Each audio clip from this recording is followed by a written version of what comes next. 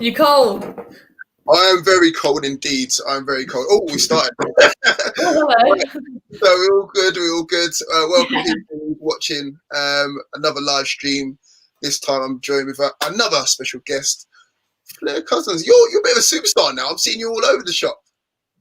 I mean, not a superstar, but yeah, I suppose luckily the work Gold Diggers are doing is getting a bit of coverage, which is great because not enough women's teams are getting huge coverage out there. So yeah, it's exciting times.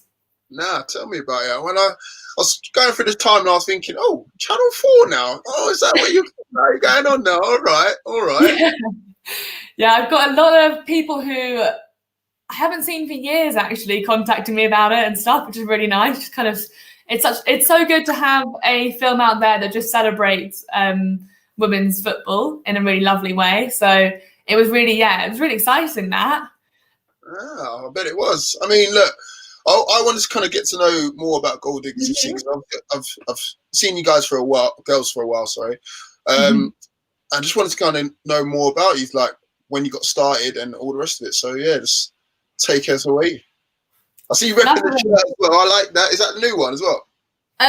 We actually have a lot of merch. If you want to buy some, look at our website, golddiggersfootballclub.com. But yeah, this is like a little training tee. It's got no sleeves, so it's great for summer. I was going to say, not right from now. What should I tell you? So Gold Diggers, I founded it. So I'm the founder of the team. And I started the team back in September 2015. And the main aim was just to kind of flip the script to show that football's a sport for everyone. To put the all back into football is what we often say. And one of the ways of doing this is by acknowledging the fact that a lot of women and non-binary people missed the boat when it came to football. We weren't encouraged to play it at school. I, for one, was actually told to leave the team that I was part of, which was like a East London soccer school when I was age 9 because I was a girl, and that kind of lack of encouragement really shapes your perception of what the sport is. You think it's a sport that's not for you, and you end up kind of getting turned away from it and thinking simply because you're not a man you can't play, not a boy. So I didn't play for years, and I used to walk past kind of grassy fields full of guys playing and just wish that I had those opportunities. So I started Gold Diggers just to show that those opportunities are there. Women should be playing and non-binary people should be playing, and we should have access to the beautiful game, which is great. And part of the way we make sure that kind of those barriers that prevent people from getting into the sport are minimised is just by making the team non-ability based. So the focus is on getting people into the sport instead of kind of ranking it like you can only come in if you're a certain ability, which means we get a lot of people who are completely new to the game, which is part of the magic of Gold Diggers, I'd say, because it's people who haven't played football before in their lives, and at like age 20, age 30, age 40, some even age 60, are joining a team and joining a sport and realizing that all this time society said they shouldn't be playing, but really they should have done. And it's such a wonderful game, isn't it? All you need is a football, really. So there you go. I mean, look, I just want to go back to something you said early on about when you was 9, you got told to, like, you was basically like told them to come away from the game. So how was that feeling? Like, obviously that was years ago, but I'm just thinking, 9 years old, why are you being discouraged of, getting involved in the beautiful game? Like, I mean, that is the question that I ask now. I wish that if I was given the same support that those the rest of the boys in my team, I think if I was given the same support that they were, the same encouragement, who knows where I could be now. I wouldn't have stopped playing unless I was told to stop playing, and I was told. And I think that's so sad because things are definitely changing now. And there's a lot more visibility created from grassroots teams like ourselves to obviously the Lionesses. The fact that they get a lot more coverage, it shows younger girls that the sport is for them. But it's still so hard when you're told at such a young age that you should no longer play. You kind of trust the authorities, you trust those who are older than you, and you kind of think, oh, okay, it's not an option for me to continue. And it's such a shame. And it it really did shape my perception of the sport as a whole. It took me years to realise that that's not right. I can play. It doesn't matter that I'm not a boy. I should be enjoying it. No, of course. And you said now the team's more based around, just coming in recreationally rather than more competitively, right? Is that correct? Yeah, exactly. So we are availability instead of ability, and we have 200 members and a wait list of nearly 100 now, which is quite unbelievable. And the whole aim of the game is kind of putting the agency on the player. So the player can pick what ability level they play against. Is it a beginners team? Is it an intermediate team? Is it an advanced team? And what ability level they train at. And so it means that obviously a lot of us are kind of age 30, age 20, playing a sport which we absolutely love, but we're not going to become kind of professionals at. So it's really great to be able to have that agency over how much you play a week. If you want to play, we're part of, we have 13 teams playing in 7 leagues. So if you want to play almost every day, that there is that opportunity for you, and it's not dependent on like a coach picking on a Friday night who's turning up on a Sunday. It's up to you just to sign up on time, basically. So it's all done on that, and it is wonderful because I've played sport all through my life, and one thing you get from this sort of ethos is it completely removes the interplayer rivalry that you often get in teams, because sometimes you might be, I don't know, because someone who's a new member to a lot of teams, you want to be welcoming, but if it's ability based, you're also kind of sniffing them out. Are they going to take my role? Are they going to be the star striker now? So instead of that, at our team, anyone who's new, we just want to make sure they feel welcome, because everyone gets a chance, the same chances to play. And you're mainly based over East London, is that correct, Sil? Or yes, so we had a big kind of pitch space battle for the whole 5 years that Gold Diggers has been going on. A lot of my main barrier has actually been finding the space for us to play. It's not a case of getting people into the sport. The minute you create this kind of environment, people, women and non-binary people, want to play. It's more a case of actually finding a space to play. And I'm sure you found this, but especially in London, pitch space is really, really hard to access. And women's football was banned in 1921 for 50 years. So we weren't allowed to play on FA affiliated grounds until 1971. That's obviously a huge time out of the game. And that has really shaped what's happening right now, because the fact is that we're playing catch up on space, which a lot like men's teams have had a longer historical chance to book, because pitch bookings are done on first come, first served. So the term for these pitch bookings is historical bookings. So if you're a new team, which is often a women's team because of the fact we're now newer to the game because we've been finally allowed to play, it means we're at the bottom of those wait lists. So we've been doing a lot of fighting behind getting a space that's big enough for us, because we needed an 11-a-side pitch, which is hard to get. But we finally managed to do it after 5 years of big press pushes, of council, annoying the council, I'd say, of talking to different FA members and development officers. And we've got the beautiful 11-a-side Astro pitch in Haggerson Park. So yes, we are an East London team, proudly so. But we play all over London. We play kind of 11-a-side in Clapham Common, 5-a-side in Homerton, 7-a-side in Holloway. You name it, we're there on the pitch enjoying the game. No, I love that as well. And again, sometimes you've got to be a bit pushy to get what you want, especially when it comes to pitch space as well, because pitch space is precious. But again, if you just keep at it and you managed to find your home. So more proud of you. I want to take you through a couple of pictures that you sent over as well, and you can just talk to me about them as well. So tell me about this moment here. Very moment as well. Yeah. So that's me in the middle, holding up that cup, and that was probably one of the best memories I've had as a goal digger, because we went over to Lisbon last year in summer 2019 on a Super Fives, Shazza's league, Super Fives league over in Homerton. They ran an amazing tournament in Lisbon, and we went and won it, which was unbelievable, especially for a team whose ethos isn't ability based. We went and won the whole tournament, and it was called the Amateur World Cup. So we are now the Amateur World Cup winners, and there hasn't been any. Obviously, this year there wasn't a tournament because we couldn't go on tour. So we are still the Amateur World Cup champions, and proudly so. There you go, 2 years in a row, even though you didn't mean this Yeah, time. exactly. Talk to me about this one here.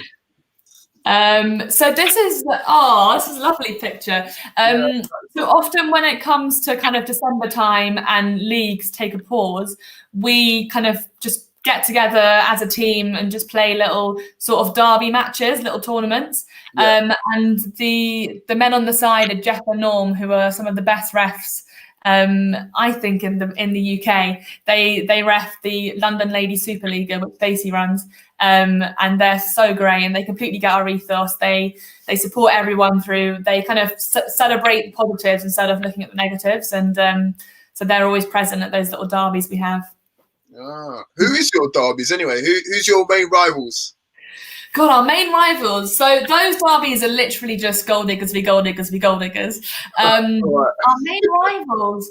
God, we haven't really. You're trying to say your main rivals are yourselves. You don't see no rivals. Is that what you're trying to say? Yeah, exactly. I mean, to be honest, I think it's like one thing I have noticed about the women's football community in London is that people kind of celebrate each other. A lot of the teams are there to bring each other up, because we kind of have seen, I think, especially teams like Romance FC and Wonder Kid. They've been with us for the last 5 years. We used to play in this sweaty little hall with them over in Highbury, and it was with this kind of foamy giant tennis ball sort of football thing, and it was the only five-a-side league we could all find in London that was suitable. So we met there as a teams, and it's great to see the fact that we've kind of all had these 5 years of pushing for women's football to be more recognised within the community in London, pushing together for a similar sort of celebration of the women's game.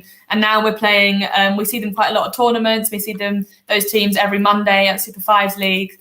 And it's always lovely just to see how teams are helping other teams in the community grow.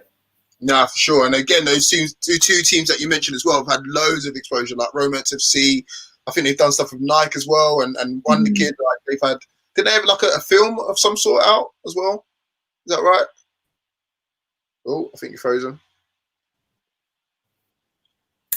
Back in 2000. Oh, sorry, is my internet gone? Yeah, I think back in 2016 they had a film just about the LGBTQ world in football, and about a player. I don't want to give some spoilers, but everyone should give it a Google and watch it, because I'm going to literally give a spoiler now if I say too much. But it was really good. It kind of acknowledged the fact that there's a lot of work to do when it comes to the LGBTQ community and the acceptance of them inside football.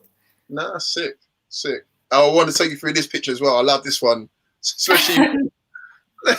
What's this modelling picture about? God, I can't help but model. It's just in my genes. You love it. So this picture, you can see we're all a metre apart. So it's during COVID times. It was when we recently became runners-up in the Sunday seven-a-side league over in Waterloo, and it was wonderful. That envelope had a bit of money in it as well, so that's great, because sometimes you can put a price on football. So that was exciting. So you're telling me you were betting? Is that what you're trying to tell me? Oh no, you can't bet, because you never know in football, do you? We are honest, and we dug deep. We're goal diggers, and we dug deep, and we won that money through our skills. Okay. In fact, the name Gold Diggers, where did that come from? Obviously, it's probably an obvious one, but just talk to me about the name. Where did you get that from? So we had a few different options of names, but that was the one which we ended up voting as a membership on, just because it kind of symbolises a lot about what we're doing. We are digging for more recognition, like digging deep for the kind of recognition we want for women's football within the footballing world, and for that kind of pitch space and stuff like that. So it's quite nice to have that, because not only are we digging for goals in the sense of actual shooting goals, but we also have some goals of our own, which is to change the community and to help women's football grow. Makes sense. But Tell me, what was some of the runners-up sort of names? Oh God, it's so embarrassing. There was one that was there was squad goals, which is quite a classic. Okay. There was one which was unusual. It was in 2015 when people were saying Bay quite a lot, and it was Barcelona FC. No, FC Barcelona. That sounds like a five-a-side team. That Barcelona, I could see that being a five-a-side team. Yeah, exactly. But I'm glad that didn't win, because I think the ethos of Gold Diggers is nicely symbolised within the name. Yeah, I think I would have got a different perception if I heard Barcelona, just based off that name. I would have expected, I don't know, women just dressing next to nothing, basically, playing football. I don't know. No. That's the perception I get from Bay. I don't know. Bay was like, yeah, was that like 2015, maybe 2017-ish? Yeah, it was a strange term, and it definitely wouldn't have worked, I think. And it's dated, and it's less kind of inclusive, I think, as a team name. But Gold Diggers is what we are, and we actually because we're a team for women and non-binary people, instead of calling everyone like girls or a gendered term which is to do with people who identify as women, we call everyone just goals. So we just refer to everyone as goals. So when we went to Lisbon, it was goals on tour. If you've got brown eyes, you're a brown-eyed goal. We have big goals don't cry. I mean, you're taking me away from this one. Hold on. Yeah, goals on tour. Goals on tour. It was amazing that there was 60 of us in Lisbon. I don't think the hostel was ready for us, but it was such a wonderful summer. And we were meant to go to. We had this amazing team in Milan who we went to visit once, and we were going to go visit them this summer for a second tour. But obviously COVID came. But they're an amazing team. They're doing so much in Milan to kind of help the women's football community there, and it's so lovely to meet a team, a different country who are doing the same thing and sharing the same ethos. Yeah, that's superb, that is. And again, by the sounds of it, you guys are going. You lot are going everywhere. Like, what was it? Portugal, Lisbon, sorry, Milan, Milan. Anywhere else? Yeah, exactly. I know. It's only COVID-19 that's stopping us. Literally. What about this one? Look at this one. Just look at the smile on the face there. That's me on a Saturday morning at Clapham Common. Before a 11-a-side match, proudly wearing my club founder jumper, and just thrilled to be there. It's always so great arriving at a match and getting excited for the day ahead, isn't it? Yeah, well, again, we were looking forward to that this weekend, funny enough. So, thank God, it's been a long month waiting for this, but we finally got there. I mean, what's the plans for this weekend then? Who have you got, fixture-wise? So we've got another Gold Diggers. So Saturday morning, we're kicking off with a Gold Diggers derby. So there'll be 26 of us in Clapham Common, doing obviously 11-a-side with some subs. And then we're immediately going to support our development 11s team. They've got a cup match, which is a knockout match. So we need all the fans we can get. If anyone's near Clapham Common and wants to come down for a 1 p.m. kickoff to support us, we're playing a team called Franchester United, because someone called Fran set it up.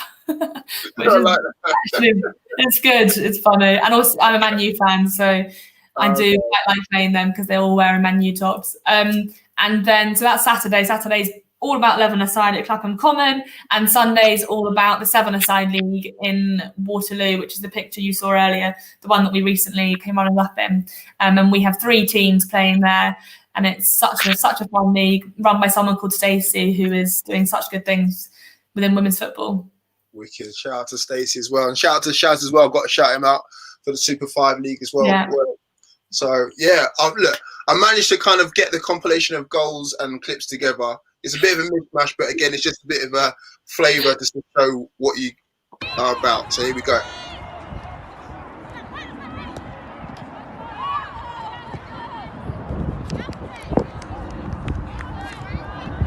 Okay.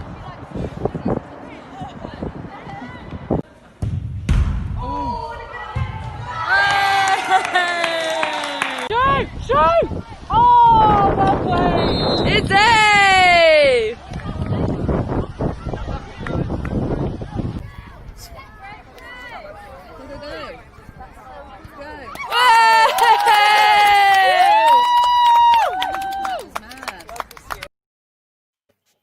love it, love it. And again, the last clip as well, especially reminds you of summertime as well. Just chilling on the sides, watching your mates play.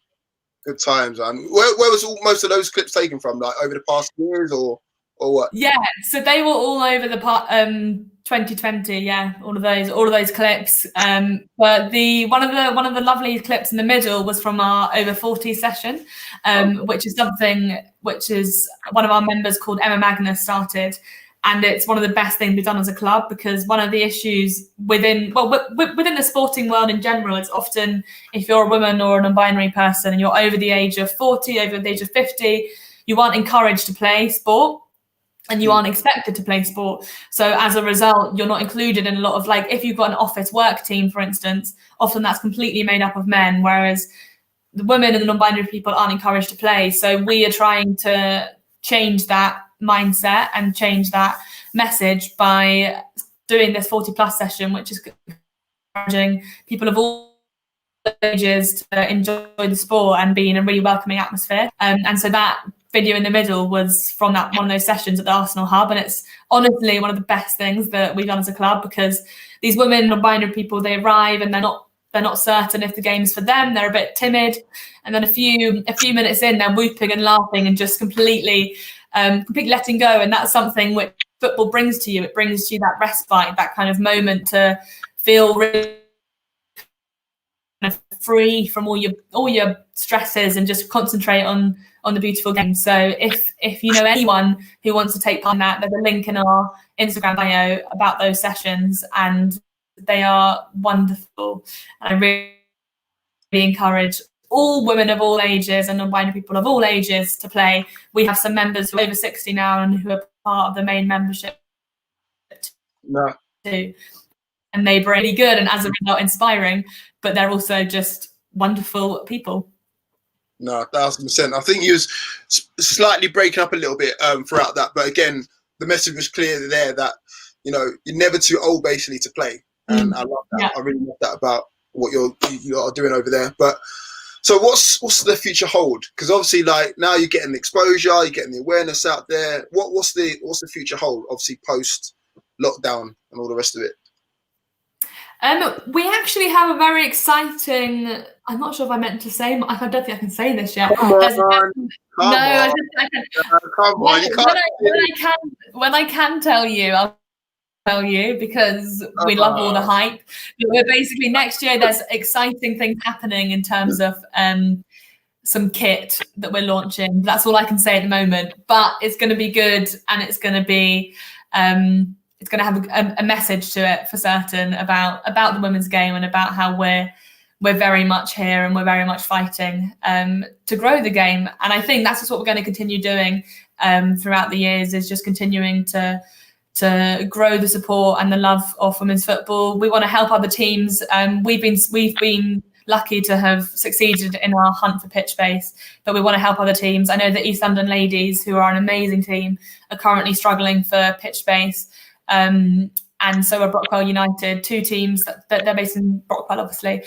Two teams doing amazing things for the women's game, but haven't got enough space currently to play on. So if anyone watching knows of any good pitch bases, please get in touch with them. They both got great Instagrams as well, so you can slide into their DMs. But yeah, we just want to keep doing what we're doing, really, and keep shining a light on the game and showing that it's in no way secondary.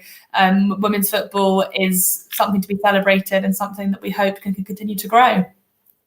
I like the way you kind of dangled that carrot about the kit and they just kind of pulled it away. You can't just do that. Come on. I think I'll get in trouble if I give away too much, but it's exciting. That's what I'm saying. Is there any potential partnerships? That's another thing as well. Is there any potential partnership? Like, would you work with like a senior women's team or even a men's team or like any sort of professional team on that level? Maybe playing in a friendly game or something along those lines? Anything like that? Yeah, definitely. We're always open for all things partnership based. We've got an amazing committee. The reason why we are who we are is we've got a committee of volunteers, 18 volunteers who, as the word suggests, work completely for free and do everything for the club. And we have like a media team who, if anyone speaks to them, they talk to them about all things partnership based. But I mean, we'd love to. We actually had a Zoom over lockdown with Leah Williamson and Jordan Nobbs, and they gave us all these tactics about how to play football, obviously, and their joy of the game and how they found it. And we're really trying to get them to come along for a coaching session. So Jordan and Leah, if you're listening, please do come. That'd be awesome. That'd be awesome if you get them to play. Even if you can get to play a game as well, like, you know, that'd be awesome. Yeah, definitely. No, that'd be great. I mean, look, any last things before, like any little exclusives you can kind of give us that you can say? Any exclusives? What I can say is that everyone watching should follow our Instagram account, Murder on Zidane's Floor. I haven't told you about that, but that is such a joyous part of our club. We run this quarterly club night over in Hackney Wick, which obviously has taken a big pause right now because club nights don't exist, but it happens 4 times a year. And there's an Instagram account because it's Murder on Zidane's Floor, so it's MOZF. Mozef. There's an Instagram account there. If you follow that, you'll get all the updates from that. And we can't wait till we're all vaccinated, we're all safe and sound, and we can get back onto Zidane's floor. I'm noticing all of these little puns and all the rest of it with these teams like Manchester United and Murder on the Zidane's Floor and stuff like that. I like it. I mean, I might need to hire one of you guys as like creatives for Roots, you know. So. You should. One of our marketing specs is available at the moment, and she's amazing. She did our website. She does all of our designs, all that kind of stuff. Hit her up. Okay, cool. Now, listen, I appreciate your time, Fleur, as well. Like, really do. And again, major superstar out here now on Channel 4. I'm lucky just to be gracing your presence as well. So, I'm happy to be here. Great to meet you. Great to chat. No, for sure. Thank you very much. And make sure you subscribe and follow Gold Diggers FC on all platforms, Twitter, Instagram, Facebook. No, that's a bit dead. Facebook, yeah. Facebook. Yeah. Okay, all right. And Facebook too as well. And again, you got a nice website as well. I checked that out earlier. So again, make sure you check that out as well. And again, the Channel 4 film, is that out now or what? Yeah, it's out now. It's on the Channel 4 social media pages, but it's also on our Instagram. So have a watch. It's lovely. And there are some comments from people who don't seem to support the women's game in it. So get on the comments and say good things about women's sport, because we need some allies out there to help. For sure, 1,000%. And again, thank you very much for your time, Fleur. Cheers for that. Thanks so much. Have a great day.